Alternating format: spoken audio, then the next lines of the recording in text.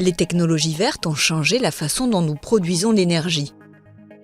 Les éoliennes ou l'énergie solaire sont des armes essentielles contre le réchauffement climatique. Contrairement aux énergies conventionnelles comme le charbon ou le pétrole, dont les réserves sont géographiquement concentrées, tous les pays ont au moins une source d'énergie renouvelable, abondante et exploitable. Reste à développer ces technologies et à adapter les réseaux existants à des sources d'énergie décentralisées et intermittentes.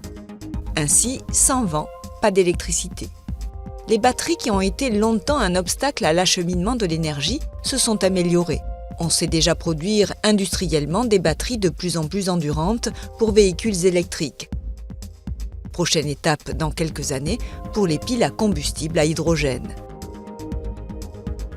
Les logements pourraient être équipés de systèmes de stockage d'énergie couplés à des panneaux solaires de plus en plus puissants. On produit déjà 2 fois plus d'électricité propre que d'électricité nucléaire et la consommation d'électricité verte mondiale a été multipliée par 5 depuis 2000.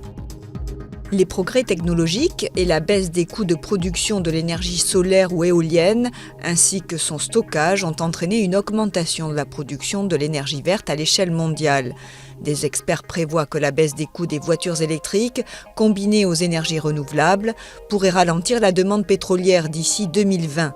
Les secteurs de l'énergie et du transport routier représentent environ la moitié de la consommation d'énergie fossile. Cependant, même si la production d'énergie solaire et éolienne continue de croître très rapidement, les scientifiques craignent que cela ne soit pas suffisant pour maintenir le réchauffement climatique à moins de 2 degrés, l'objectif de la COP 21.